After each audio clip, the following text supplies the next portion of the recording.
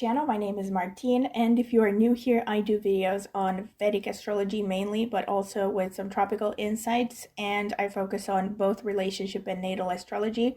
And if you like this video and you would like to see more content from me, please like, subscribe, hit the notifications bell to see when I will post a new video. And also, if you're interested in a personal consultation, you can email me at the email in the video description. I can give you a full list of prices and also potential sample readings if you're interested.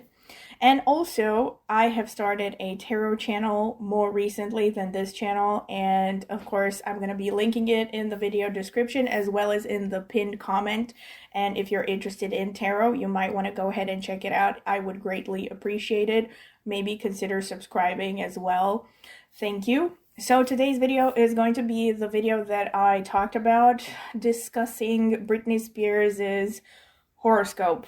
And before I get into it, I would like to, first of all, again, remind you to please subscribe to my channel because I have mentioned this in other videos as well. I have been checking the video analytics and only roughly like 30 to 40% of people who regularly watch my videos are subscribed to my channel, so please consider subscribing. It will only take a second, it's free, and it's the easiest way to support me.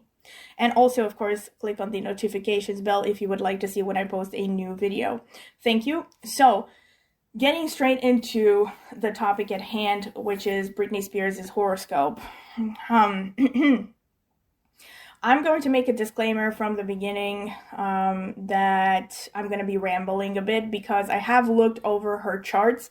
I have looked over her dashas and antardashas, and I have looked over like pretty much, I think, most of her divisional charts, looking for different things. But even though I have calculated her charts and I'm going to be looking at them, I'm still going to basically do like a live reading. So I'm going to be reading the charts as I go along with the explanation. So I apologize in advance if there's going to be rambling or if I'm going to be jumping around from one topic to another. Maybe I will try not to do that, but just so you know.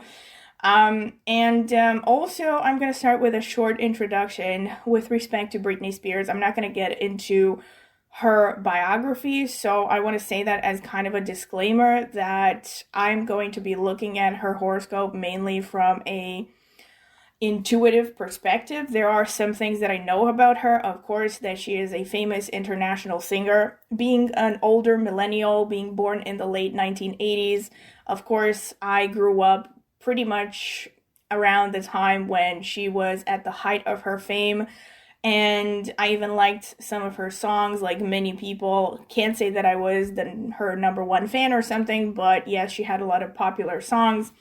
So I am familiar with the main themes, the main dramas of her life, okay?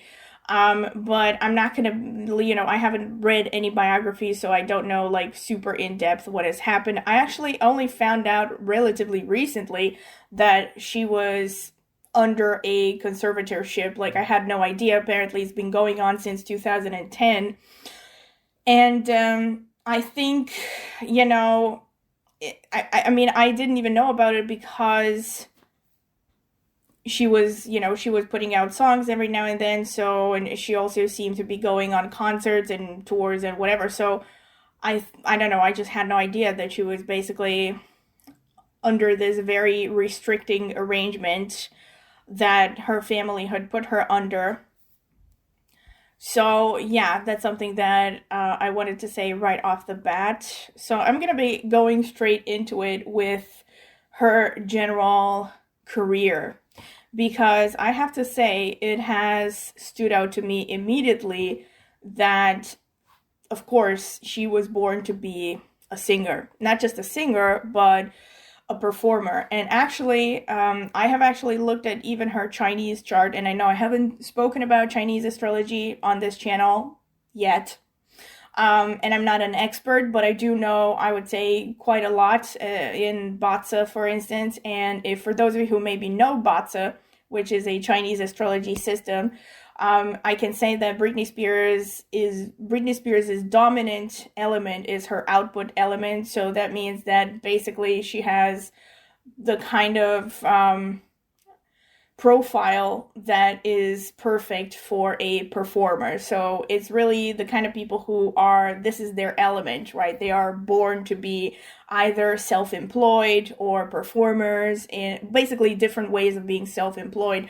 But they are people who, have a lot of energy that they push, like expand into the outside world, basically. So yeah, she's basically born to be a performer, and this is even reinforced in her in these horoscopes as well, which I will be posting on the screen as I go along. So already in her D1 chart and her natal chart, you can see that the ruler of her ascendant, which is Mercury, is also the same ruler of her 10th house. And they are both conjunct in the 3rd house, which is, well, on the one hand, the house of self-employment. If you're looking at how you're going to make a living, it's one of the business houses, but it's more specifically the house of self-employment. And it's also equally important, the house that is most associated with the music field, basically. So anything to do with music, crafts. Technically, the 3rd house is the house of communication.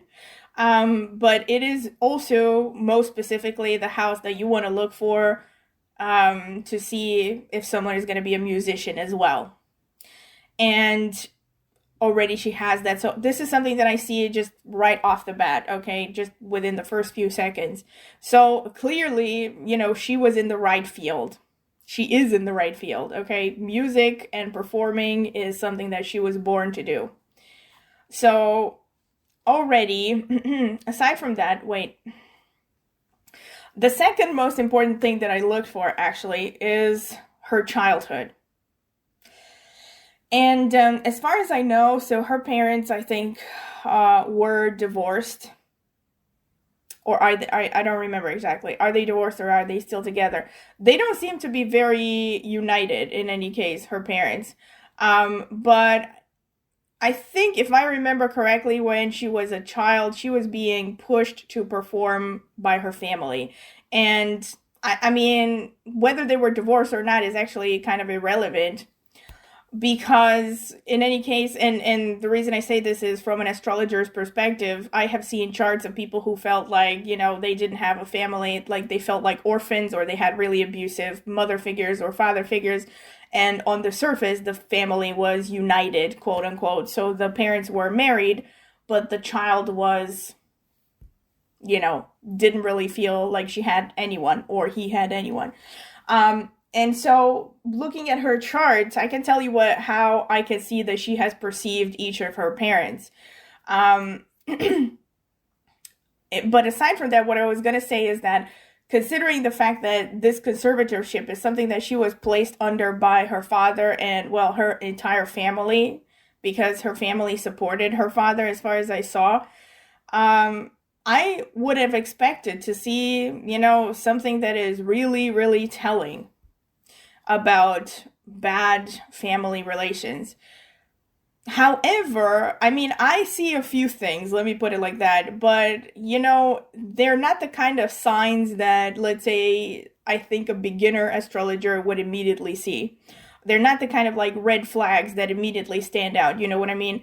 And this is already the part where I'm going to stop and make a parenthesis. I have actually calculated her chart with multiple calculators, and some calculators place her Rahu in Cancer, while others place her Rahu in Gemini. Now, I have decided to actually stick to the variant that places her Rahu in Gemini for two main reasons.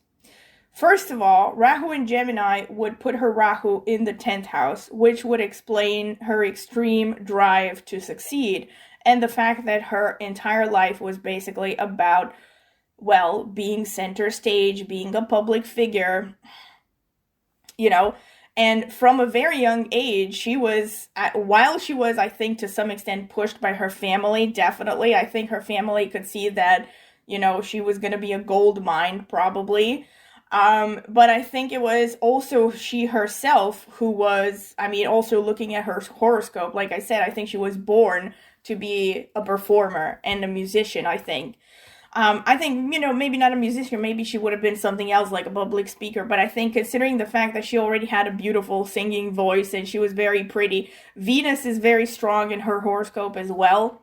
So I think, she was born to be a singer. But I also think that her parents kind of took advantage of, they were there for the ride, let me put it like that. And I think saw her as a ticket out of poverty, maybe, or to a better financial situation. Maybe not abject poverty, but she was definitely going to increase their success and their social status. So Rahu in Gemini would support that, would support the idea that, she had a large amount of drive and probably still has a huge amount of drive to succeed professionally. That's one reason. The second reason why I would think her Rahu makes sense in Gemini is because Rahu from Gemini aspects her Jupiter, which is, well, the planet of the husband, but it's also the planet of the father. And when she actually looked for this, when she started her conservatorship, and this was ages ago, around 2010, like I said, she was in the Mahadasha of Rahu and the Antardasha of Moon. And considering the fact that it was started by, the father, he was the head of the operation, you would expect to see Jupiter involved. And also you might also expect to see the 10th house involved, because the 10th house normally is the house of the father. So again, it would make sense, way more sense, if Rahu were in Gemini in the 10th house, the house of the father, and then also aspecting Jupiter, the signifier of the father, one of the two main signifiers, the other one being the sun, right? It would make a lot more sense that both of these are activated through Dasha and Antardasha at the moment that this happened. And when she left the conservatorship, I think she is in the Antardasha of the Dasha, of Jupiter, and the Antardasha of the Moon again. So you also have the activation of Jupiter again. And for a number of other reasons as well. I'm going to get, I'm going to get more into it as I go along. But in any case, I'm putting this already out there in case there are people who are going to be like, but wait a second, her Rahu is not in Gemini according to my calculations. Well, yeah, that's because there are slight differences depending on which calculator you use. But I'm going to stick with the variant that her Rahu is in Gemini. On top of which, I would say as a third reason, you have Rahu in Gemini would put Ketu in her 4th house. And you might be tempted to think Ketu also makes sense in her 5th house, but I don't think so. And the reason I would say you would be tempted to think is because people would say, well, she lost her children. Eventually, because I think she lost custody of her children, and I think that was one of the big dramas of her life. Ketu in the 5th house would show that she didn't care about children. Ketu in the 5th house would basically show either having very spiritual children, very spiritually connected children, or it would show that she just didn't have any interest in being a mother, which is clearly not accurate. And in fact, I'm going to get into this as I go along. There are other placements in her D7 that show why she lost her children, which is the divisional chart that breaks down the 5th house, which is the house of children. Okay, so again, I would say Rahu in Gemini and Ketu in Sagittarius makes a lot more sense. Ketu in Sagittarius would also tip the balance in favor of her mother being seen as a little bit absent in her life. And also this kind of detachment towards the family home and towards the mother figure. And I think, again, I haven't actually studied her life much, but I remember seeing snippets of videos and documentaries, like maybe a few that I've seen over the years since the early 2000s onwards. And I always kind of had the impression that her mother was this very kind of, in the background sort of figure that didn't really, I didn't feel like she was the kind of person who was like a strong hand, a strong influence in her life or a strong support. But again, could be off here. Certainly having Moon conjunct Venus does show some level of affection connected to the mother figure. Having Moon conjunct Venus in the 5th house. And by the way, Moon conjunct Venus in the 5th house, yet again, is another strong configuration that shows this person was born to be a performer.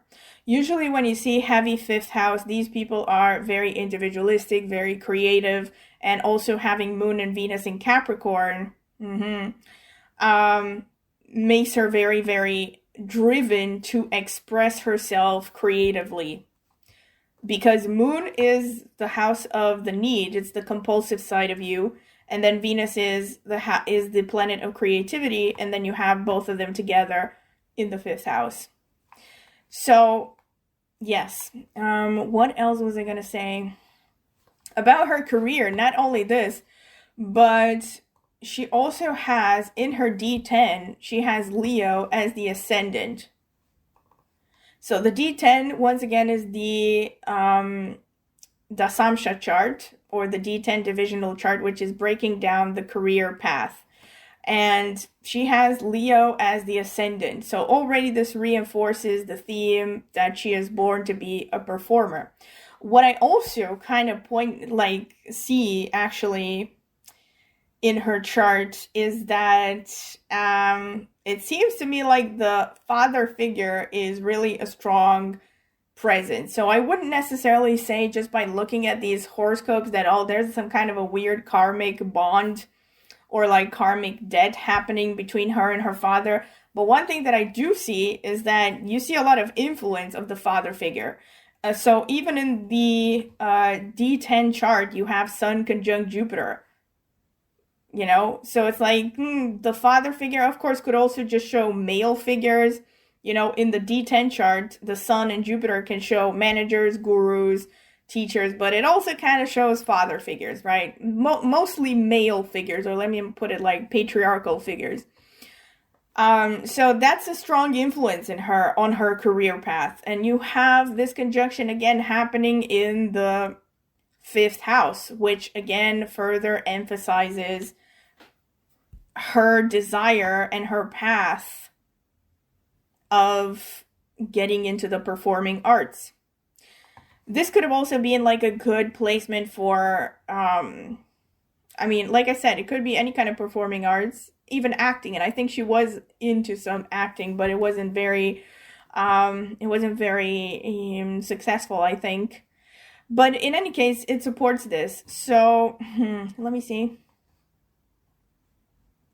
Another thing that I see is that in her Dasamsha, you have the 8th house ruler also connected to, Jupiter rules the 8th house and it's sitting in the 5th house. And also the 5th house, oh, wow. Like, this is, wow. Like, this is the part where I'm going to get, like, I'm really going to follow my own intuition here, because normally when you see traditional Vedic interpretations, they tell you you're not supposed to read the divisional charts the way that you read the D1 chart, because the planet signifies something else.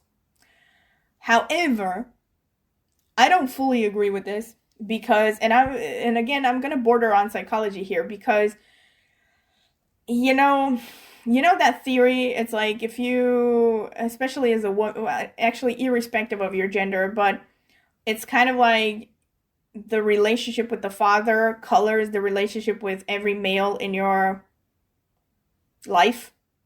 So, kind of going hand in hand with that theory, I think you can actually see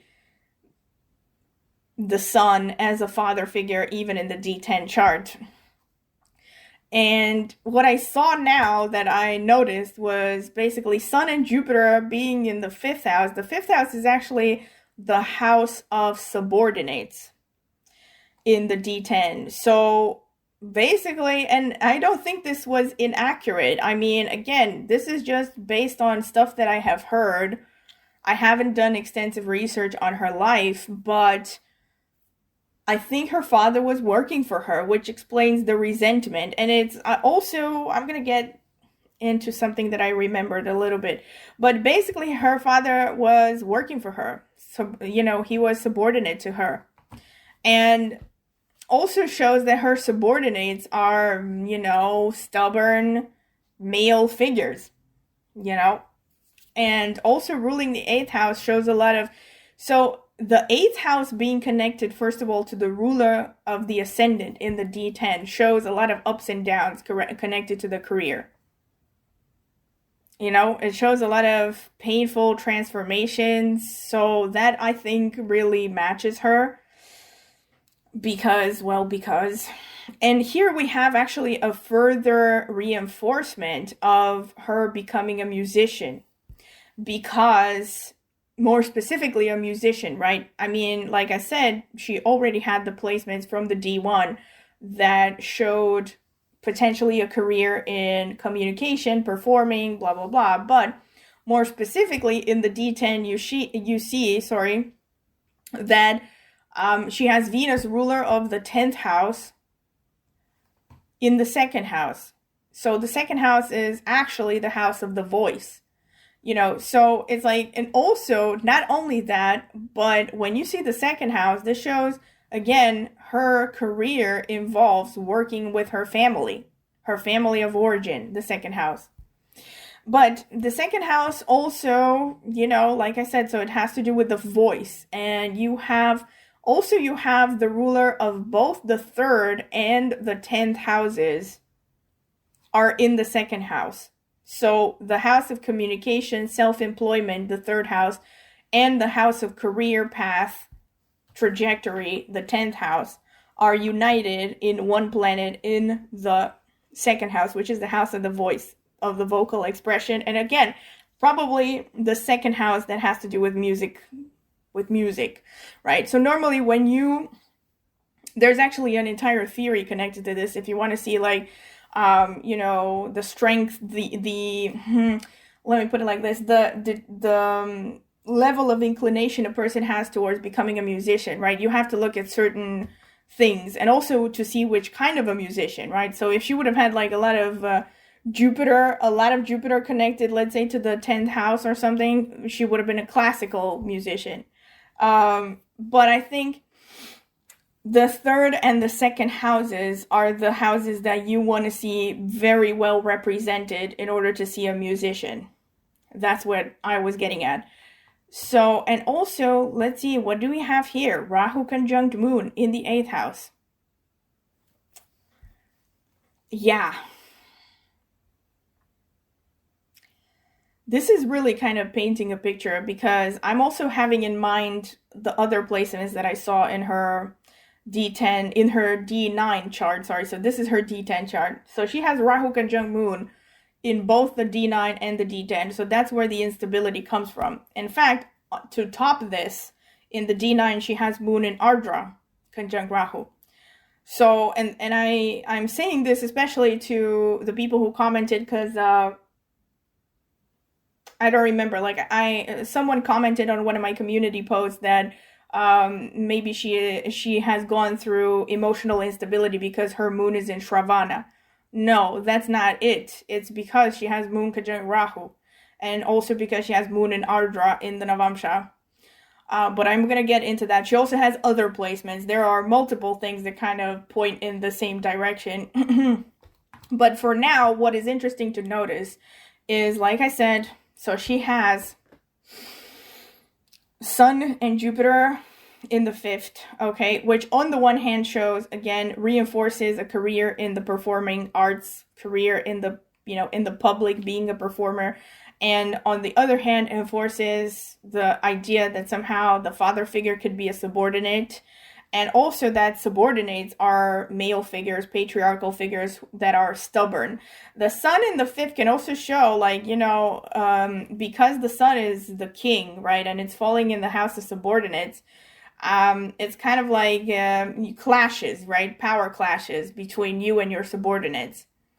And also, Sun being together with the ruler of the 8th house is kind of further reinforce this power struggles, right? And also, Jupiter also rules the 5th house itself. So, it's like on the one hand it shows multiple things, right? It's like on the one hand it shows power clashes, it shows instability, it shows ups and downs in the career trajectory. It also shows, I think, all of these ups and downs also kind of, again, hinder the emotional stability, especially since Moon is already conjunct Rahu. So Moon conjunct Rahu already in the 8th house. This is a person who I think is pushed to keep a lot of secrets. Or, definitely you can see with Moon Rahu in the 8th house in Pisces here, that this person, is under a lot of pressure when it comes to career, which makes sense. Even if I didn't see her chart, I would have said, obviously, she has had a very high pressure career. But it's further reinforced here. And what is also important to note is you have Mars in Taurus in the 10th house. So this is a person who really has massive amounts of drive to succeed. Really. And then you also have Moon in the 8th house is Moon and Rahu conjunct in the 8th house are opposite Venus in the 2nd house. So what do we get from her D10, just to give you the short of it, right? First of all, right, you can see the themes of her working with family, because the ruler of the 10th house is connected to the 2nd house. The ruler of the 1st house, which is the Lagna of the Dasamsha, is connected to the Sun and the 5th house. And let me see, what else do we have? You also have the ruler of the 4th house, which is Mars, is sitting in the D10. So you see the family is interfering somehow with the career. And again, I know that some astrologers will say, you're not supposed to interpret it exactly the same way. I don't agree with it. I don't know. I think it intertwines with your overall psychology in your life. So yes, I am going to read it like this. So the 4th house also shows, though, the lack of privacy. This person, Britney, has been forced to give up her privacy, which clearly is adding to the sense of instability in her life. And on top of that, look at this. Mars is also ruling the 9th house, which again is another house connected to the father.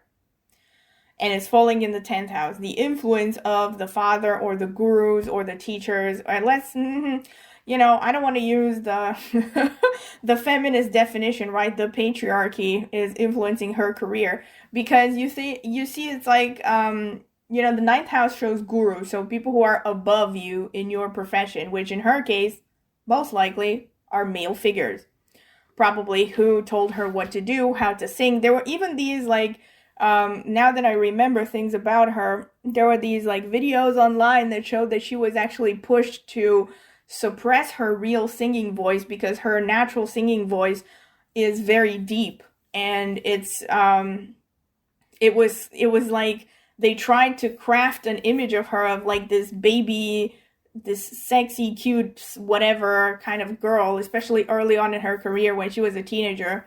And they basically pressured her to force her voice, not to, have, basically to have a cuter voice, right? A more feminine sounding voice, even though she was had a really deep, but really beautiful, really powerful voice. But this is an example of how, she was basically pushed by different figures in her career, probably also in agreement with her father and the rest of her family, to basically not be herself, in her professional path. So that's something that I see. But also you see definitely multiple indications of career in music, career in performing. And also you see the Moon Rahu. You also see with the Moon Rahu that this person is very materialistic, definitely. Has a strong desire for power, I would say. And in the 8th house, there's also some secrecy here. This person has been forced to keep well, again, kind of leads me back to the story of her having to fake her voice. Maybe that was also secrecy, trying to pretend she was something she was not. And that definitely added mental pressure, because the moon is the mind. Remember that. And I have actually mentioned this in multiple videos up until this point. When you see Moon conjunct Rahu, this is one of those factors that can definitely lead to instability, emotional instability. I have seen it being linked to even diagnosis of bipolar depression, because again, the moon becomes unstable when it's with Rahu. Rahu is unpredictability, it's sudden changes, especially in the 8th house here. And the moon is like your, comfort zone, your emotional needs. So it's not a happy placement for the moon. But also the Karaka of, the Karaka of the D10, which is Saturn, is sitting in the 6th house, which is really interesting. And it's ruling the 6th, ruling the 6th and the 7th houses. Wow. I think what this shows is her extreme competitiveness, like ruler of the 6th house in the 6th house, extreme competitiveness. But this also can show enmity with her career partners. Because Saturn rules the 7th house and it's falling in the 6th house. So this shows some kind of fighting with the people that you go into contracts with in your career. But also Saturn is really strong. And actually this is true for her throughout her horoscope, that she has a really strong Saturn energy, which explains her determination and extreme tenacity. I mean, she was very hardworking from a very, very young age and was able to, sustain a very high-powered career for a long time and also support her entire family when you think about it. So Saturn in the 10th would definitely show success in competitions, destroying the competition. Okay. So this is what I can say mainly with respect to her career, but I'm going to be, saying different things as I go along. But something that I wanted to say with respect to, I was going to say this about things that I remember about her. I remember seeing a video with respect to the relationship she had with her father. Like ages ago when I was watching like VH1 or MTV or something, there was some kind of a documentary about her. And they showed, and this was, I think, in the early 2000s, so it was like before the whole conservatorship stuff, and they were showing her like when she was still, at the height of her fame, and I think it was like her father's birthday, and she had bought him a Rolex or something, and I remember, like, even back then, this really stood out to me that the guy was not happy. Like, it was like, and I remember, like, they were, like, filming them from behind, which was interesting. Her father didn't even want to show his face to the camera. And she was, like, over there giving him a Rolex and said, "Oh, it's a Rolex, Daddy," something like that. And it's like, but she kind of, like, made it, I don't think it was intentional, but it sounded a little bit patronizing, right? It sounded like, "Oh, you don't know what, oh, this is a Rolex, you peasant," Like, I know it's difficult for you to recognize one, but it didn't, I mean, I'm sure she didn't actually, or maybe she did, who knows, maybe she actually did, was kind of like passive aggressive about it, but I think already when I saw that, and her father was kind of like mumbling something like, yeah, it's nice, thank you, whatever, but he didn't seem very thrilled about it. It was like, I already kind of like picked up some kind of a weird microaggression happening there. And I think, and actually now that I know more about psychology and also stories that I've seen, like for instance, I have read a story about this actor in the 80s that killed his wife and kids. I think he definitely killed his daughter. I don't know if he killed his wife, but he was this guy who had a child who was an actor. So his daughter became a pretty successful actress in the 1980s and in the US, of course. I think he went crazy and he was, I think at the time he was unemployed or something like that. And I remember seeing a documentary about this, and now now I was thinking about it, I'm kind of linking it to the situation between Britney Spears and her father. But this whole idea of like, it must have been like really painful for her father to accept the fact that he's being supported by his child, which is also a daughter. And this from a really young age, right? Because Britney Spears became successful from a very young age. And he was probably very frustrated for a long time that he had to, well, basically take orders from his own daughter to some extent. I'm sure that was to some extent at least the case, right? Because he was, she was the one who brought in the bacon. And yeah, I'm not saying, obviously, it could have been worse in that situation. This guy went crazy and I think he killed both his daughter and his wife. I don't remember exactly. But it was a similar situation in the sense that this guy, the way that they had portrayed him in the documentary was that he was frustrated because, his child was way more successful. And meanwhile, he wasn't successful, right? He was like, I think he was unemployed at the time or something like that. So it was kind of like, that ugly ego thing, rearing its head. Yeah, so I think this is like to some extent more explained through psychology. So I do see, like I said this, I do see in her charts, in her horoscope, that there is some kind of weird thing going on with the father figure, like some kind of a karma. But it's a question again of the chicken or the egg, it's like, is it like the horoscope? I mean, again, if you follow the belief in reincarnation, which I do, it could be that, okay, you can explain this by just saying, this was the path she chose. She chose to have some kind of a weird karmic exchange with her father. And it shows up in her horoscope repeatedly in her divisional charts that somehow the father figure is going to be impactful. However, by looking at her horoscope, you would not necessarily, well, actually looking at her D1, yeah, kind of. But you would not necessarily, think that he would go to the extent that he did to try to control her or something like that. So I think there's also like a human factor here that has to do with free will.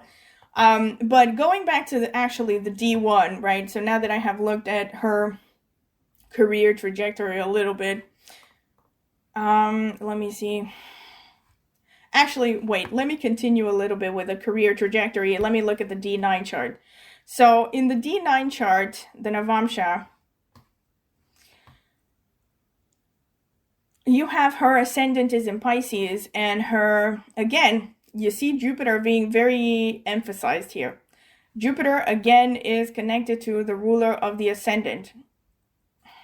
It's the ruler of the ascendant, right? It's the ruler of Pisces. And it's falling in the 10th house. So, and in her case, more specifically, because she got married for the first time relatively young, she was in her 20s, I think. Maybe even before the age of 20, I don't remember. But she was pretty young when she got married. Her Navamsha became activated. And this is another funny thing that I thought about while looking at her horoscope is, isn't it just me, or has her life actually kind of slowly entered a downward spiral after she got married? Because if that is the case, you kind of see things from her Navamsha chart. But I don't want to depress anyone, so I don't want to be like fatalistic here. But what do I see in her Navamsha with respect to her career is that, again, you see the father archetype being a strong influence. I mean, when you think about it, you have Jupiter, Mars. Also, Mars is her Atmakaraka. So, but let me take it one step at a time. So she has Mars, the ruler of the 9th house, which again, the 9th house, house of gurus, father figures, stuff like that, is falling in the 10th house, the house of career. And it's conjunct Mars. Let me see. Mars, yeah, Sagittarius. And it's conjunct Ketu. This is really interesting. Well, again, I'm going to be a little bit fatalistic here. I mean, I'm sorry if I sound fatalistic, but I am actually curious to see if she's going to make a major comeback. Because, to be honest, looking at this, I don't see it. Hopefully, I mean, maybe there are things that I am missing. It could be, it could be that she will make a comeback at some point, but I think her career is going to go through some kind of transformation. I mean, it has already gone through some transformation. And the reason I say this is, like, I wonder, really, there are people already have speculated about this online, like maybe she should do an album with her real voice, or, like, her original voice, if she still can, you know, if she can still train her original voice, if it hasn't been damaged. But this might be interesting because she's going to start the Saturn Mahadasha in a few years, and she has Saturn. Let me see. Again, she has Saturn in the 6th house of the Navamsha. So, like, I feel like her entire life is somehow connected to dealing with enemies and competitions.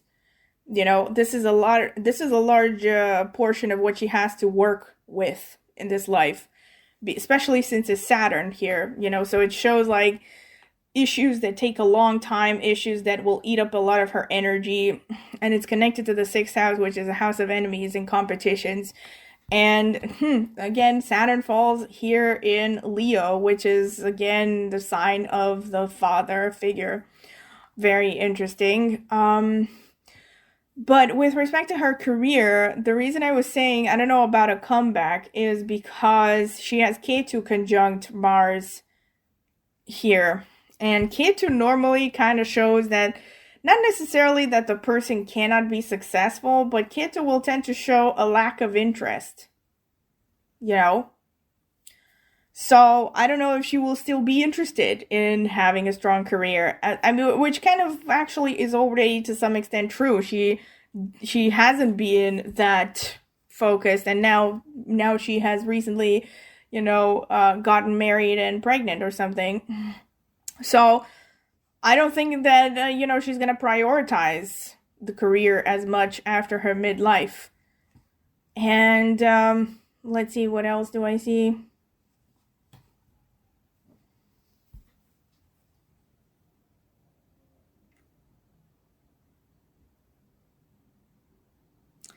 This is weird. Like, does she have older siblings? I don't know if she has older siblings. Does she have, like, a brother or something? I don't think she has older siblings, does she? I think she only has, like, a younger sibling. But if she has older siblings, they might turn into enemies, or her friends might turn into enemies. Not great configurations happening here. The reason I say that is because you have the ruler of the 11th house falling in the 6th house. And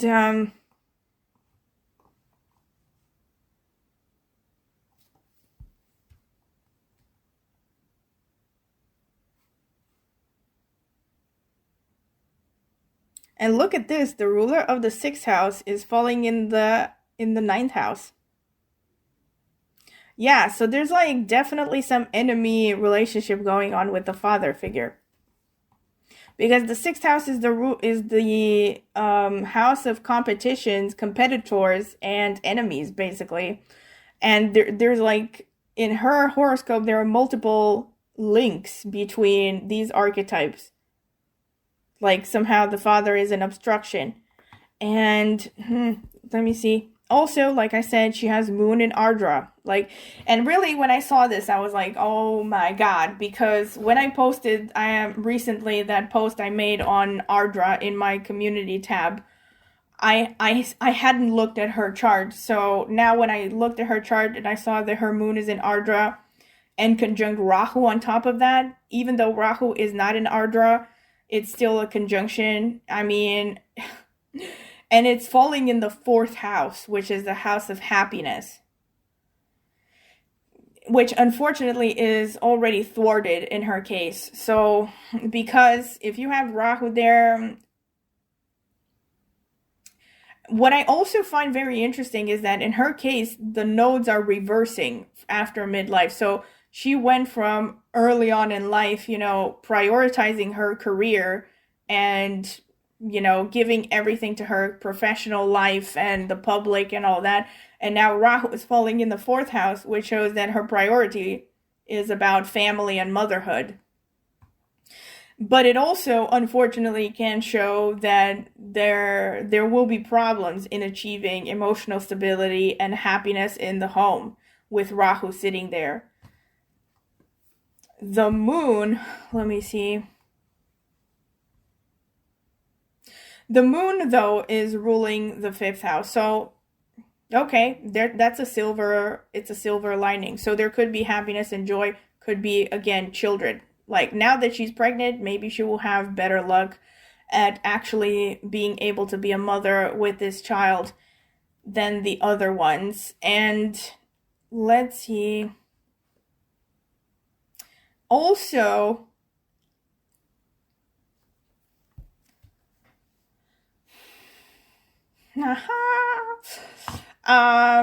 look at this. So her Atmakaraka is in, now I'm switching. So like I said, I was going to babble and switch from one area of her life to another. But now that it stood out to me, right, when it comes to her personal life, her Atmakaraka is the Mars planet, is Mars, and it's sitting in Sagittarius, and opposite Mars you have Moon conjunct Rahu. So what this shows is the spouse archetype is someone who's going to be a foreigner. It could be, very likely. Also, Mars is conjunct Jupiter here. And the reason I think this is important is because now she's going through Jupiter's Mahadasha, right? So already I can make, it explains that during the Jupiter or Mars Mahadasha, she's going to have a foreign spouse of foreign origin. I think that her current husband is from a foreign culture.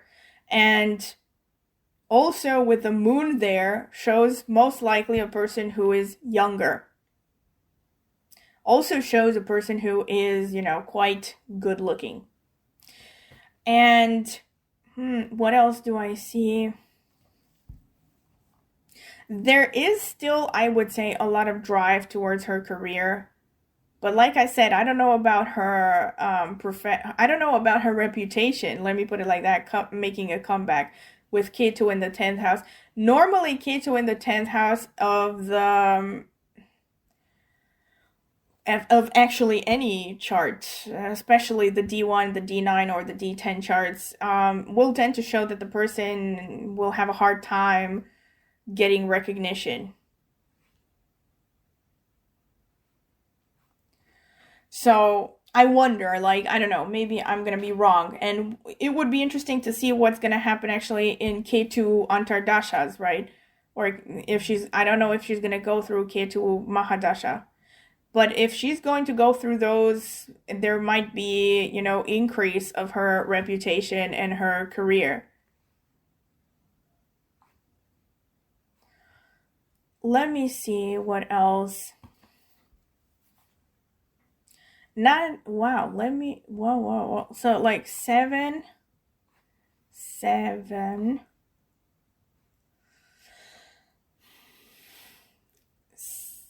I don't know which one was her first husband and which was her last husband. I have to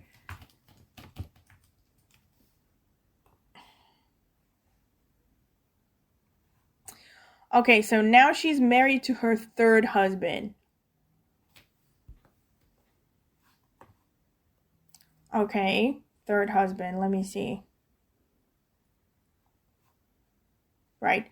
Still ruled by Mars. Both her second and her third husband are ruled by Mars. So again, you see the confirmation of their marriage. So according to Wikipedia, she was married in 2022 to this new husband, which explains it from her Navamsha perspective, because the third house, the third husband, dispositor actually, is ruled by Mars. It's ruled by Mars, and Mars is conjunct Jupiter, and she's running the Jupiter Mahadasha right now. And also, again, explains the Moon and Rahu influence on the husband archetype. Let's see, what about her second husband? I don't think her second husband was, no, he wasn't a foreigner. Okay. It doesn't have to be like, all the archetypes are going to be covered. Wait a second.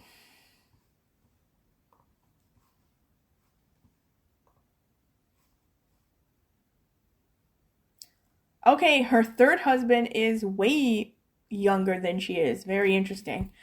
But yeah, that's shown through her horoscope, definitely. So, in any case, this is okay. I bordered on her relationship situation, but let me get back to what I was going to say about her family situation because I didn't finish that. So, what I could see from just going back to her natal chart, right? If you look at her natal chart, with respect to the father archetype, and I also, again, I'm going to be linking any video that I consider is related. I'm going to be linking it in the video description. And I am going to reference a video here that I did on bad childhoods, right? And I mentioned there that you want to look at the sun to see the relationship with the father, mainly, to some extent also Jupiter. Well, in her chart, she has Sun in Scorpio conjunct Mercury. And Sun is ruling the 12th house. The 12th house is the house of hidden enemies. That's already kind of a minus. That's a small minus, okay? In of itself would not be catastrophic. But not only does the sun rule the 12th house, but then you also have sun being aspected by Mars by 4th aspect.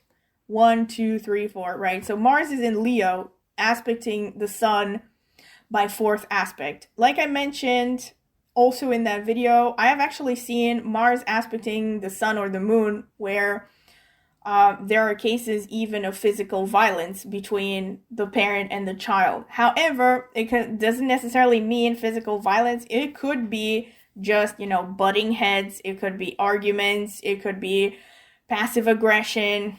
It could be some kind of a friction there, some kind of a competition because, yeah. And so, I mean, and at the end of the day, it's like people cannot really know exactly what was going on in her family system,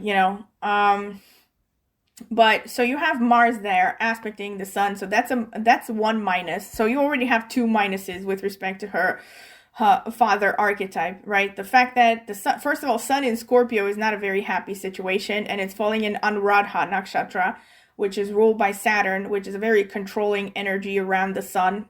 This is not a happy situation for the sun. It's not the worst that you could see. It's not debilitated completely, but it's not a happy situation either. Okay, so you already have a feeling of a person who is kind of feeling restricted by the father figure. And then you also have Mars aspecting, which shows further an attempt of domination on, a father who's domineering. Let me put it like that. Then you also have the third minus, which is Saturn is also aspecting the sun. So not only is the sun conjunct Mercury, both of them ruled by Saturn, but Saturn is aspecting the sun by third aspect. Saturn is in her first house, aspecting the sun by third aspect. So this shows a very restrictive, authoritative sort of father figure already. Like, no matter what you have seen on the surface, I'm telling you how she perceived the father figure. What actually happened there, who knows? But this is just by looking at her D1 chart. So then you have, with respect to the mother figure, you have, now, moon is in Shravana, which is not a bad placement, sorry. It's not a bad placement to have. But then you have, let me see, and you have Venus in Mula Nakshatra, which is ruled by Ketu. First of all, Venus in Mula is, and also with respect to her general life path, let me put it like that, Venus in Mula shows a person who has a lot of sexual energy and a lot of charisma, subsequently. She was also born, I think, there's this thing called the Tithi, which has to do with, it's more to do with relationships. However, it's something that basically, shows in your general energy. And because for her, it's Venus, the Tithi ruler is Venus.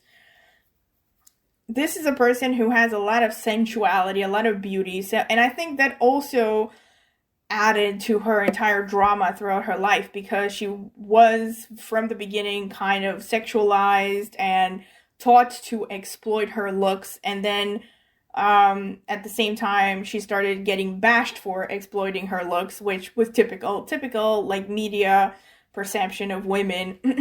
Especially for her, having been a very attractive woman, very successful, she was really a target for all kinds of, media abuse.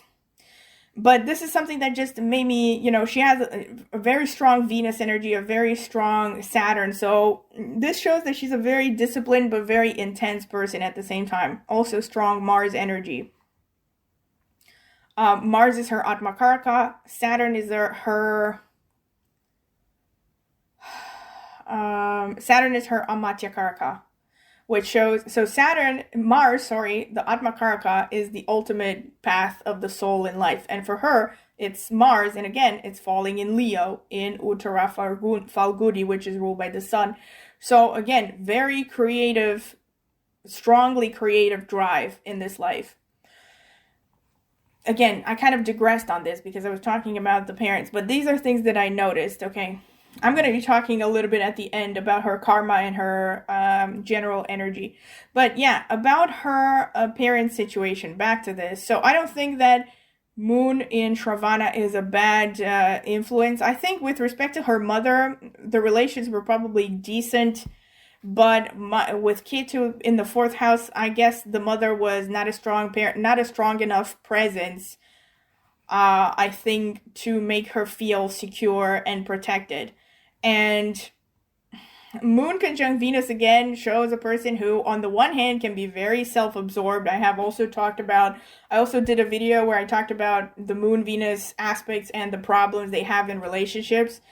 And even though I said in that video it mainly pertains to men, to some extent it can pertain to women as well. I mean, some of the general descriptions can affect women similarly, in the sense that they can be very self-absorbed, albeit very creative, very artistic, definitely very charismatic and attractive as people, having attractive personalities.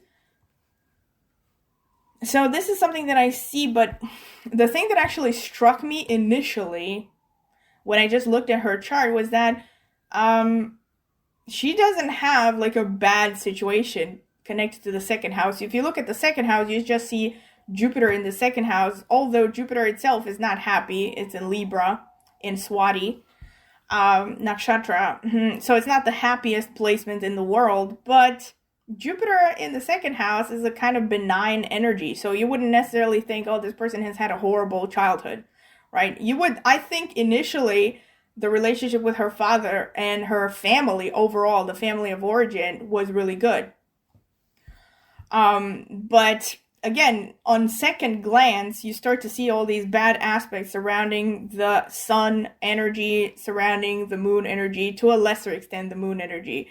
But yeah, so this is what I get from her psychological configuration, at least looking at the D1, that mainly the father is overbearing, controlling, and the mother is absent. The mother is not really taking her side, I feel.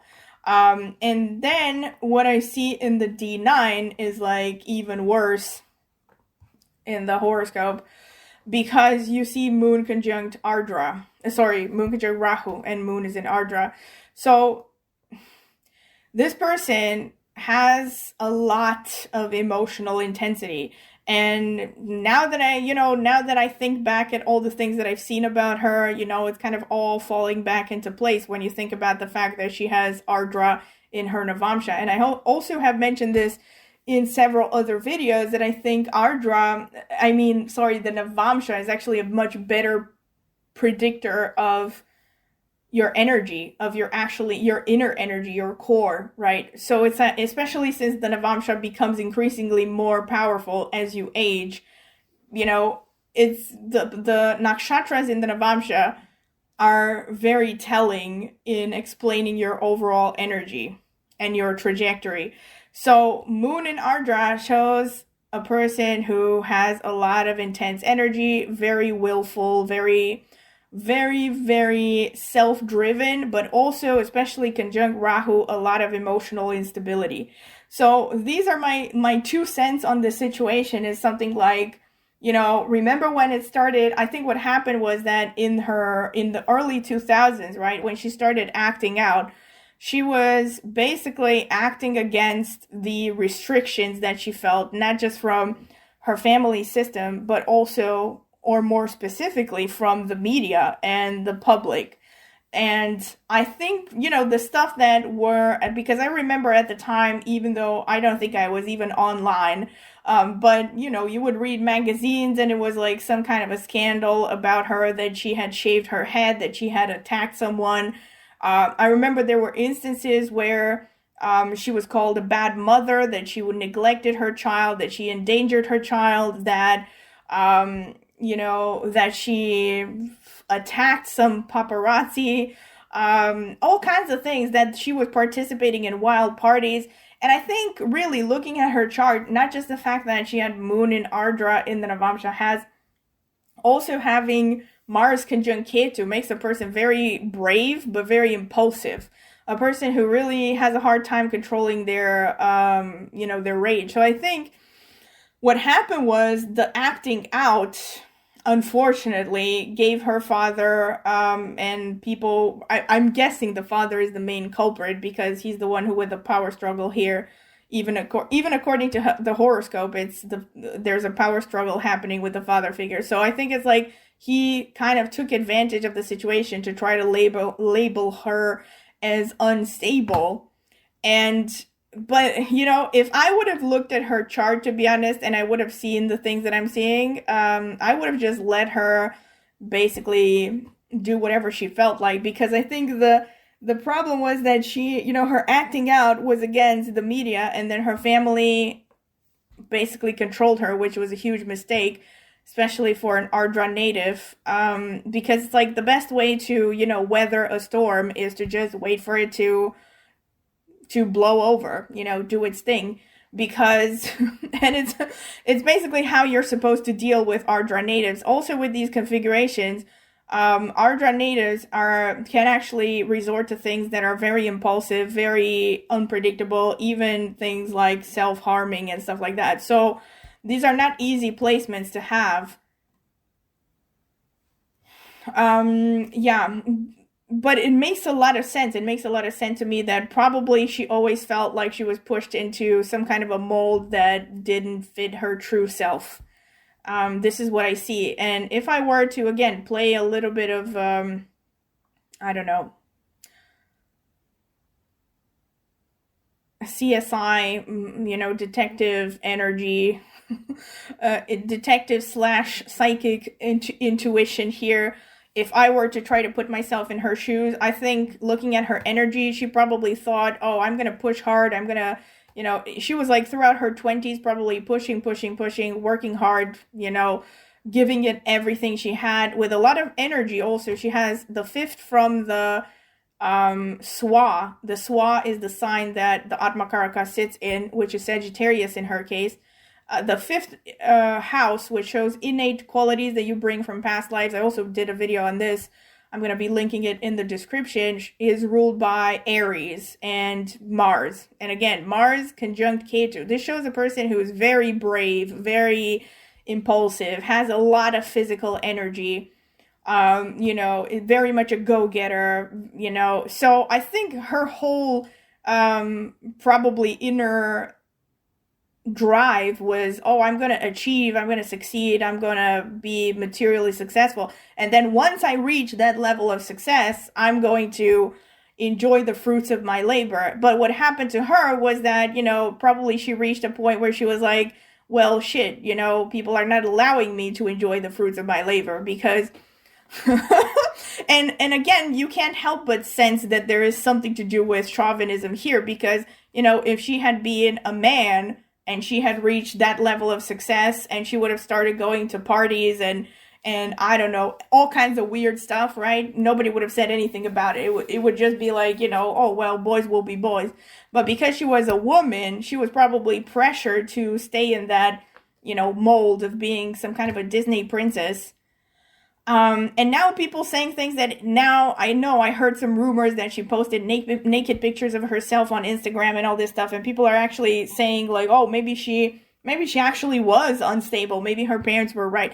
I don't think that's the case. I think considering the crap that she went through, it's like at this point, if she wasn't unstable before, she is definitely probably unstable now. But hopefully she will get better with time. Because it's kind of like, that saying, people go to prison for theft and they come out as murderers or something like that. It's kind of like, the fact that, especially for her, maybe for some people, if they had a different horoscope, it would have played out differently. But for someone with her horoscope, what I'm seeing here is that, she saw the media as her enemy, or the entire world as her enemy. And who knows what else was happening there. Again, I keep thinking about, this Moon Rahu going on, and also Moon and Ardra. Moon and Ardra also in the fourth house. So I wonder what was actually happening behind closed doors. Maybe there were things happening that nobody knew about, right? That made her very emotionally sensitive, and pressures kept building up and building up and building up, and eventually she started to crack. But her family, by trying to restrict her freedom, just made things worse. That they should have just taken the approach of, we are on your side no matter what. If you want to go crazy, go crazy. But unfortunately, they took the selfish way out, which was, to consider their material needs. And, under the guise of doing what is best for her, basically took away her freedom. Yeah, which no doubt added even more pressure and more mental and emotional strain. So now it's like no wonder that maybe she is becoming actually unstable even more than she was like 15 years ago or something. So, like, this is just my 2 cents with respect to her whole situation here. Let me see. You have, she also has Sun in Scorpio. It's not looking good, right? It's like Sun in Scorpio in the Navamsha. In Jyeshta. One thing that I will say with Sun in Jyeshta and Moon in Ardra, she is definitely extremely resilient. Well, which makes sense. I mean, I think other people, it's easy for people to judge, but I think other people, if they would have gone through the level of pressure that she went through, probably would have been drooling at the mouth already. So, like, it's easy to judge, but yeah, considering the situation she has going on here, she is a very resilient person. But it also shows that, relationship with the parents definitely must have been really tense, because the way that she perceived her parents internally is not great. The mother as, I think, emotionally vulnerable. The father definitely overbearing and ambitious with Sun in Jyeshta. But she also has taken some of the good qualities from internalizing these parts of her parents, no doubt. So, yeah, this is with respect to what I see with respect to her parent situation. With respect to her love life, I mean, let me see, what else can I say? Right, so you have ruler of the 7th house, Jupiter falling in the 2nd house. Interesting. So this shows, again, the meeting of the partner mostly could be through family of origin relations. Could be, which I think is true. Could also be through her profession, because the 2nd house has to do with music, the musical profession.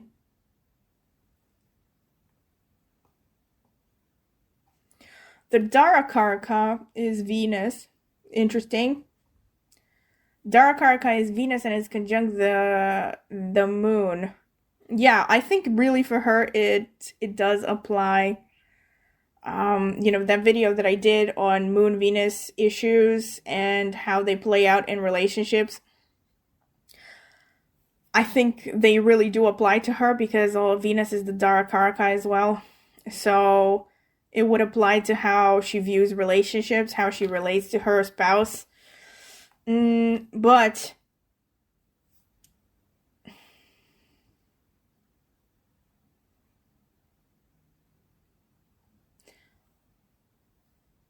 what I think is kind of interesting here is that she doesn't have like love marriage aspects. So that could be why her marriages haven't lasted to some extent. Because she married the men that she chose. And she actually has a placement that shows she might actually benefit from advice when it comes to selecting the spouse, which is Jupiter in the second house. So ruler of the seventh house in the second house. Also, yeah, Jupiter is also the spouse archetype for her because she's a straight woman. So, and Jupiter in Libra, I think definitely shows a lot of Venus energy around the spouse, which does not surprise me. I kind of actually talked about this a little bit in the video that I did where I talked about my take on gender and what astrology taught me about gender. Oftentimes, when you see women who have like their Atmakaraka, their Amatyakaraka, are tough masculine planets, like for her it's Mars, and you see the Darakaraka is Venus. I've actually seen this in several women's charts already, where they have Mars is Atmakaraka and Venus is Darakaraka. The Darakaraka being one of the signifiers of the spouse archetype. So that makes sense because she's more of a Mars archetype and she is seeking a Venus archetype. So definitely with Venus as Darakaraka, she seeks, sensual relationships and men who are good looking.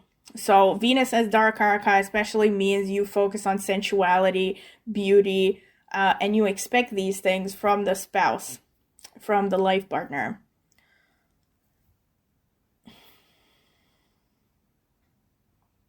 Let me see something else though. Her Arudha Lagna. So so you have her ascendant is in Virgo. And the ruler of the ascendant, Mercury, is in Scorpio. So the Arudha Lagna is Capricorn. Because you have, 3 placements from the ascendant and you get to Mercury, the ruler of the ascendant, and then another 3 placements from Mercury and you get to Capricorn. And she has Moon and Venus in the Arudha Lagna. Does not surprise me. You know who else has Venus in the Arudha Lagna? I think Marilyn Monroe, and if I'm not mistaken, also Jennifer Lopez. So a lot of women that are known for their beauty, who are kind of like sirens, they're known for their beauty, their talent, their powers of seduction, and putting on a show and all that stuff, have Venus prominently placed with respect to the Arudha Lagna. Because they have to embody that, especially for a singer or an actor. It's a great placement to have Venus in the Arudha Lagna. And the moon there is interesting because I think it would make her seem, emotional. But I don't think it's that. This is really kind of like, again, it kind of like makes me think of, self-fulfilling prophecy stuff. Because having moon in the Arudha Lagna can make people just, think that, you're maybe she was even called crazy, throughout her life. You're crazy, you're hysterical, you're whatever. But, she probably wasn't. But even if she wasn't, you know what I mean? Even if she wasn't like that from the beginning, the fact that people gaslight you and call you crazy every time maybe you voice a solid complaint, a valid complaint, it's bound to make you unstable, even if you're not unstable. You know what I mean? And with Moon in the Arudha Lagna, she definitely comes across as unstable, right? Maybe unstable is a stretch, a little bit, but she definitely can come across as moody, to say the least, right? And with considering her background and the way that she has behaved, it's probably not a stretch to say that people actually now see her as unstable. But I feel like she might be seen as more unstable than she actually is with Moon in the Arudha Lagna. Let me put it like that. Something else that I wanted to see, though, in the Arudha Lagna. Oh, look at this, though. So, Moon is ruling the 7th house from the Arudha Lagna, falling in the 1st house. This could show that her spouse is her enemy, and also could show that her mother is her enemy, acts as her enemy. And another thing is Jupiter. So, oh my God. Here we have again the father figure. So this is not looking great. And you might say, okay, but this is true for everyone who has,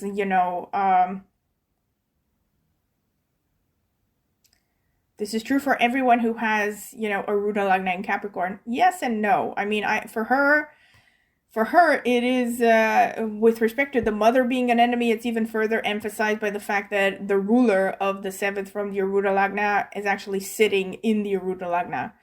And then the 12th from the Arudha Lagna is sitting in Jupiter, which is sitting in Sagittarius, which is ruled by Jupiter, which again is the planet of the father.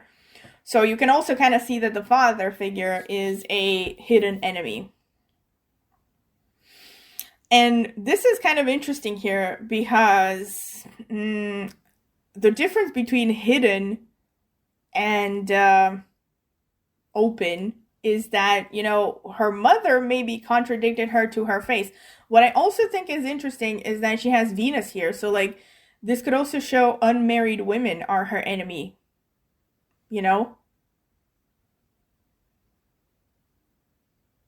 Maybe even, I'm not sure if Venus actually, it could be though, because if I remember correctly, so Mars shows male peers, so that includes brothers. So by the same token, Venus could show female peers or sisters. So it could even be that the sister and the mother are kind of like enemies together, which could explain a lot in her case, because she has Venus conjunct Moon in the Arudha Lagna.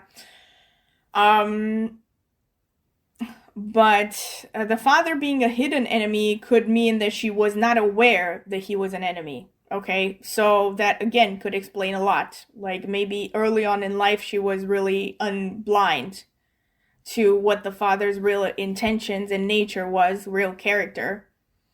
But with Sagittarius sitting on the 12th of the Arudha Lagna, could very well be the hidden enemies are father figures. Could also be guru, religious people. That's another thing. That's really interesting again, because I do remember again seeing snippets of interviews where she was bashed by religious groups, especially puritanical Christians. This was back in the day when she was very popular, and she used to dress really kind of revealing on stage, and there were a lot of people who were bashing her, and mostly it was, the puritanical religious factions who are attacking her. So that seems to match the situation with her Arudha Lagna here. The people that are most supportive to her. Interesting.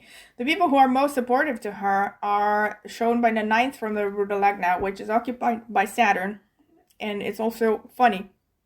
It's occupied by Saturn, and it's sitting in Virgo, which is ruled by Mercury. So here we have the father is also a help. So yeah, like I said, there's some twisted stuff going on here with the father figure. The reason I say this is because, so now I said there are two main signifiers of the father figure. One of them is the sun, the other one is Jupiter. So here she has the sun connected to the 9th from the Arudha Lagna, which shows the people who are going to help you most in life. So it's the father probably helped, but then also detracted a lot from her life as well. But I was gonna say, with Saturn in the ninth from the Arudha shows that the state is going to be supportive of her. People who are older are going to be supportive of her. People who come from underprivileged backgrounds are going to be supportive of her. People who are left leaning are going to be supportive of her politically. Also, Mercury being in the ninth from the Arudha shows, Mercury ruling the ninth of the Arudha, shows that people who are younger in general, youth, is going to be supportive, which has been true for her throughout her career, right? When she was popular, it was, kids and teenagers that were her biggest fans. So that makes sense. Well, let me see what is going on with her Upapada Lagna. So you have 12th house is in Leo. Then you have Sun being 1, 2, 3, 4. 1, 2, 3, 4.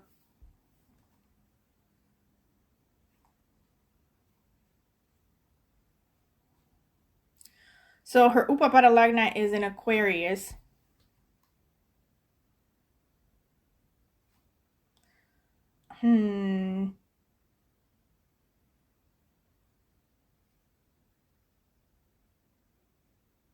Wow.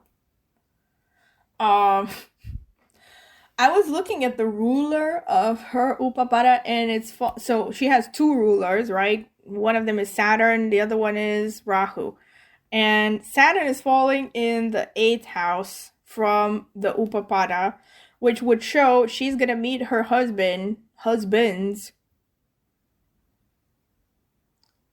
in either secretive affairs, secretive situations, secretive circumstances, hidden affairs, hidden societies, stuff like that. Could also be she's gonna meet this person in crisis situations, or which makes sense, especially with respect to her current spouse.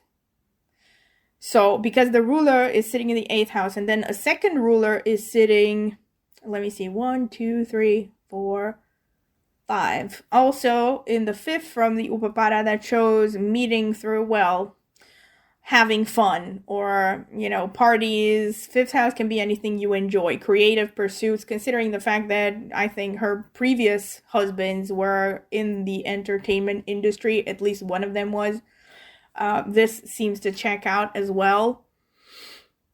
However, I don't see the spouse archetype. I don't think is going to be a person from a great background. Looking at Saturn just being in Virgo, these are decent positions, but you can see that she's not going to marry some, I don't know, someone from a royal house or something. Because, mostly it shows that the spouses are going to come from modest backgrounds, actually, or self-made backgrounds. Mostly they're going to create their own wealth and their own status in life, which actually I think is true for her spouses. And let's see, what else I was going to look at, the second house from the Upapada is Jupiter. Right, so you don't see any big, Saturn is opposite the second from the Upapada. But you also have the second from the Upapada is ruled by Jupiter. So that's a decent situation when it comes to durability. It also shows, so it doesn't show like horrible breakups. It doesn't show necessarily that when a relationship ends, it was always because of the other person. It shows a balance there between, when she wants to end a relationship, she can end it without too much problems. But by the same token, there is also an average risk that the other partner is going to initiate a breakup. But it doesn't show like massive instability in her relationships, her romantic relationships. Another thing though,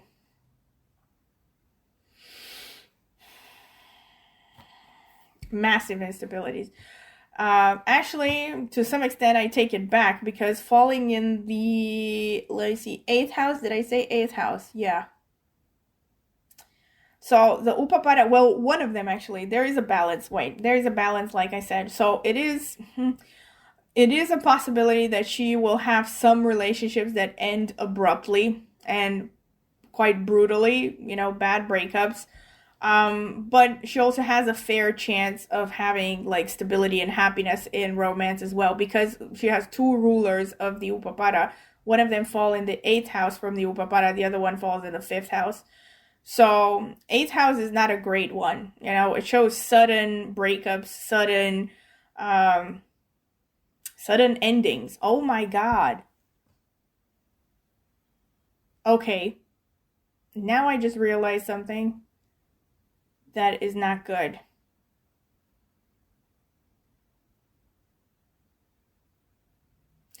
So this is gonna be interesting.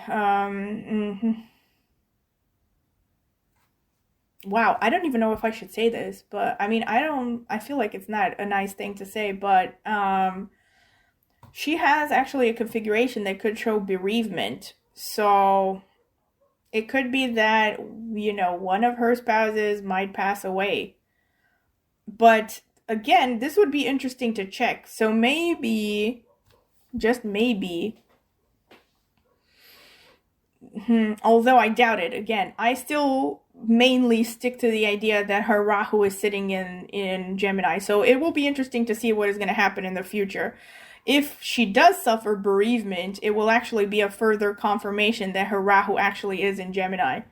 If it doesn't happen, it might actually, support the theory that it's more likely she has Rahu in Cancer. So this will be interesting to see, especially since she's still going through the Jupiter Mahadasha. Okay, in any case, quite a grim subject, but I happen to notice it. So, with respect to her partners, though, so yes, I was gonna say, so that's what I saw. I saw Venus happening as Darakaraka. Also, since Venus is, let me see, you have.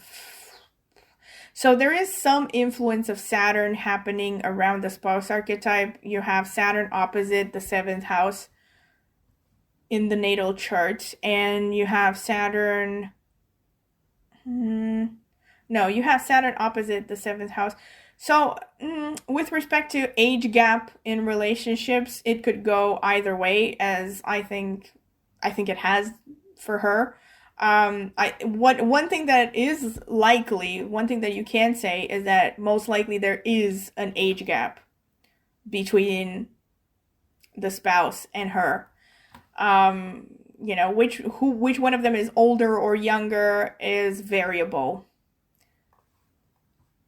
But let me see. Like I said, also in the D9, she has Mars and Jupiter opposite the moon.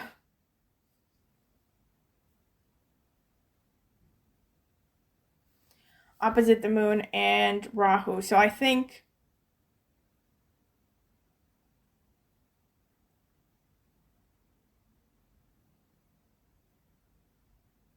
yeah, like I said, it's possible that it could explain why she was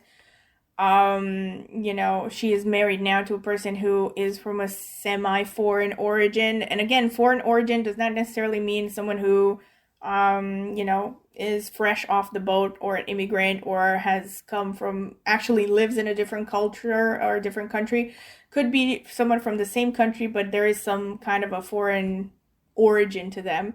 And also shows that the partner is going to have some kind of feminine features, like soft, attractive, pretty face, that kind of thing, because of the moon there. So most likely, again, this shows an inclination towards a younger partner, usually with the moon opposite the Admakaraka. And another thing that I wanted to say, let me see.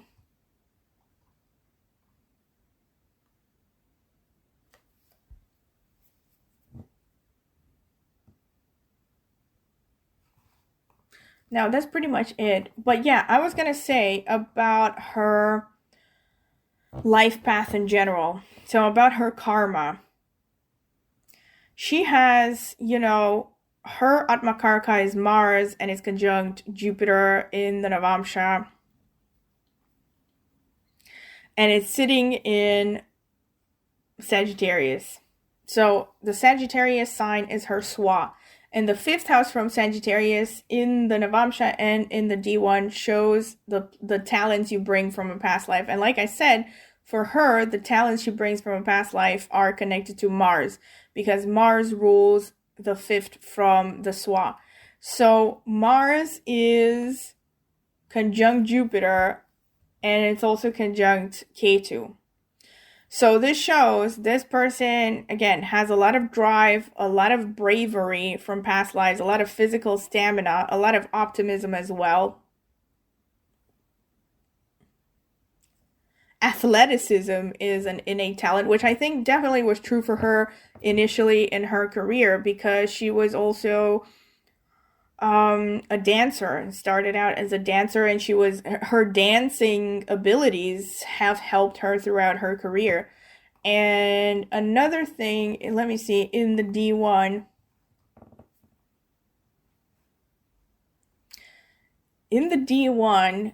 yeah, she has also Aries. Let me see, Mars is sitting in Leo. Okay, so Mars is like, even more, there is a tendency here to show performance abilities, performing arts, because Mars is sitting in Leo and in Uttara Falguni, which is ruled by the sun as well. So there's a lot of sun happening as well, connected to her talents from a past life. So, like I said, performance abilities, the ability to be center stage and creative and dramatic, putting on a show, anything to do with putting on a show, and being center stage, and expressing herself creatively is a talent that she's going to bring from a past life. But the reason I find this funny is because she has a thing called Brigu Bindu, which it's basically the midpoint between the moon and the north node, the true node. And in her case, it falls in Aries in Ashwini as well. So, and it's opposite Jupiter again. That's why I was kind of hesitating.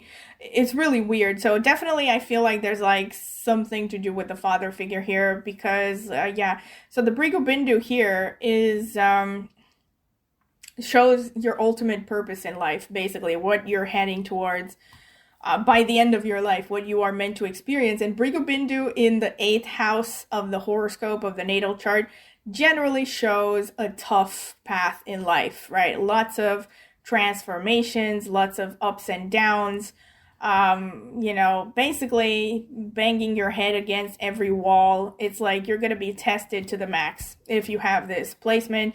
So her ultimate, goal in life was something to do with transformation. Could also be connected to sexuality as well. Exploring sexuality, using her sexuality maybe.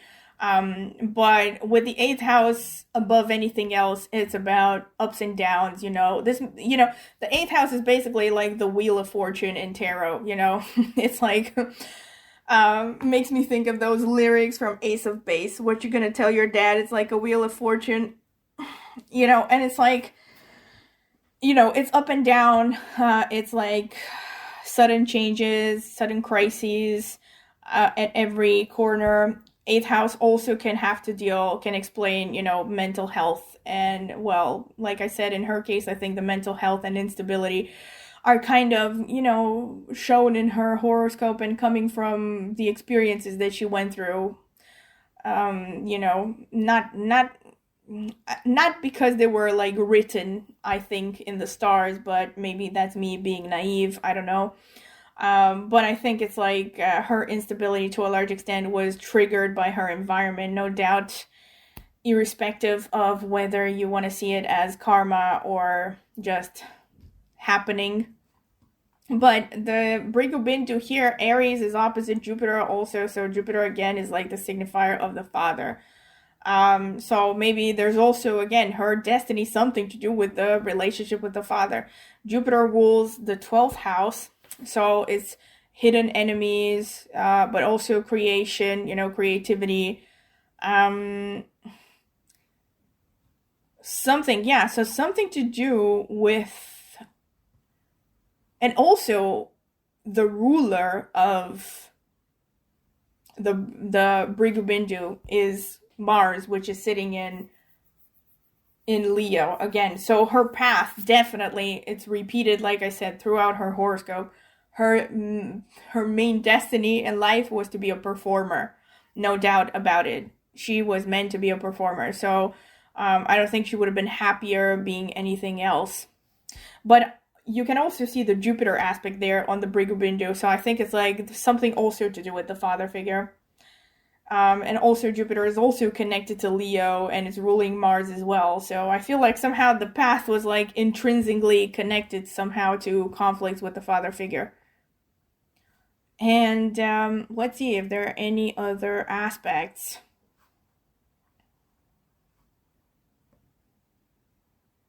Oh yeah, there's an aspect from Ketu as well. So interesting. So I think like Ketu aspecting the Brigubindu, I mean, this goes back to people who go through a lot of suffering eventually turn to spirituality. I mean, that could also be a part of her path, but Ketu can also show loss.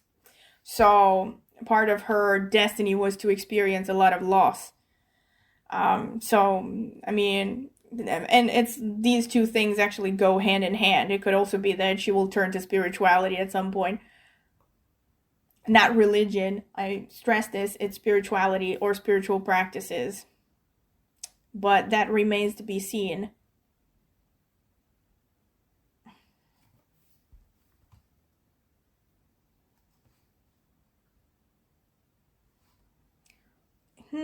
Let me see.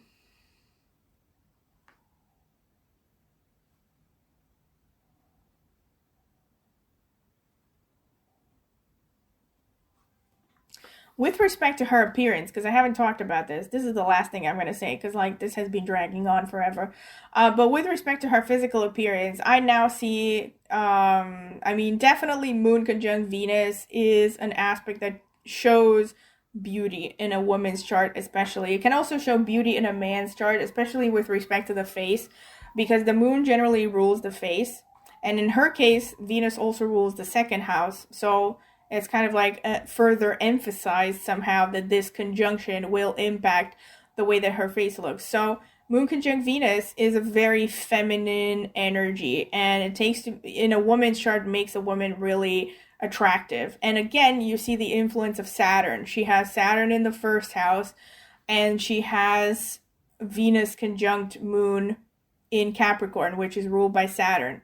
So, and I also mentioned this in the astral profile of Elizabeth Taylor, when you see Saturn connected to the ascendant, connected to therefore connected to the physical appearance of a person, you see people who are very photogenic, right? Like high cheekbones, chiseled features, slimness. To some extent, Saturn is also necessary to maintain that discipline in order to continuously work on your physical appearance, which no doubt is true for her. I mean, she has always been, very fit and very athletic.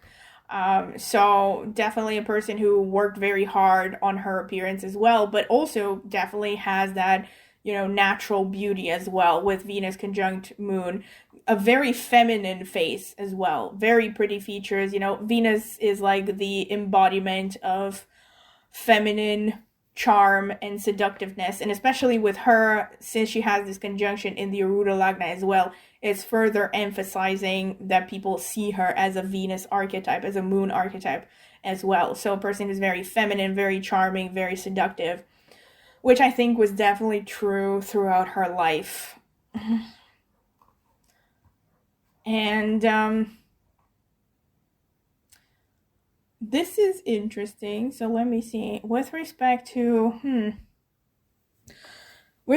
how this is going to change potentially in her second half of life, well, with the ascendant of the Navamsha falling in Pisces, you can definitely see potentially a tendency to put on a little bit of weight as she gets older. But of course, it depends on her to a large extent. How much does she want to work on maintaining her figure and stuff. But you can potentially see that, especially since Mars, the ruler of the Jupiter, the ruler of the ascendant, is opposite the moon. But it is conjunct Mars as well. So yeah, it could go either way here, right? Mars is still that athletic drive and everything. But she's gonna have more of a tendency to, towards fullness. Let me put it like that. Hmm.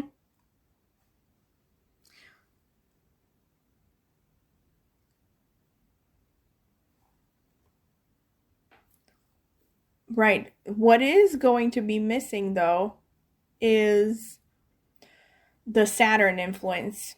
You don't really see Saturn influencing her ascendant anymore. So this could show less definition to her features. I mean, it will be interesting to see how this progresses. Like it could be just less photogenic. Less photogenic as she ages could be. Let's see. Jupiter in Sagittarius.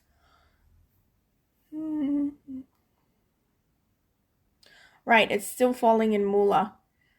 Very interesting. And also conjunct Ketu.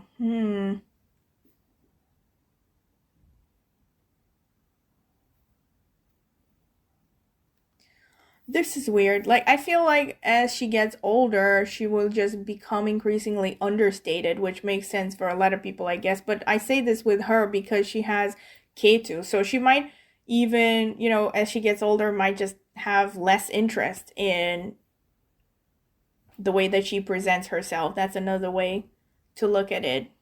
But actually, like I also mentioned in the Elizabeth Taylor video and in general, the Navamsha actually kind of plays out at the same time as the D1 chart, even when it comes to physical appearance. So it could be that these things are like, how should I put it, alternating, right? So it's like she could go through periods where her weight is fluctuating, she lets herself go, and then goes through periods of time where she's gonna become super disciplined and hardworking and stuff.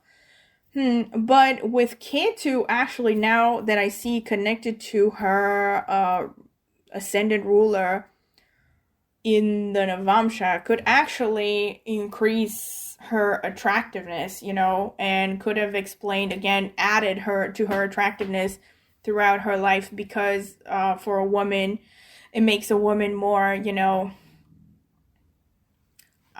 petite and I don't know, more delicate features, it has that kind of like cuteness to her, which I think again was true for her throughout her entire life, really.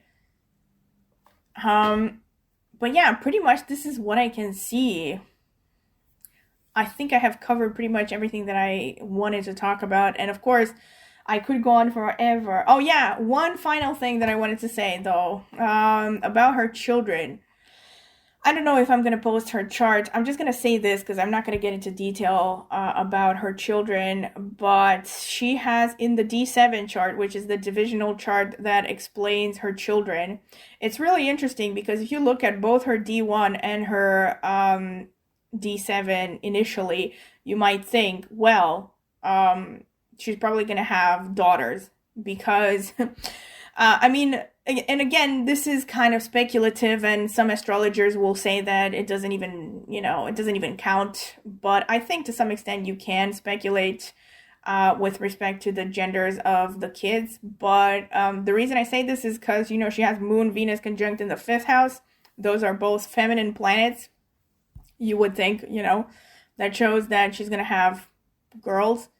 And again, the ascendant of the D7 is Taurus, which again is ruled by Venus, which again is feminine, and it's conjunct Mercury and Ketu, which are both feminine. I mean, they're not feminine, they're more androgynous.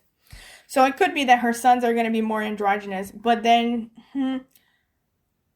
she also, let me see.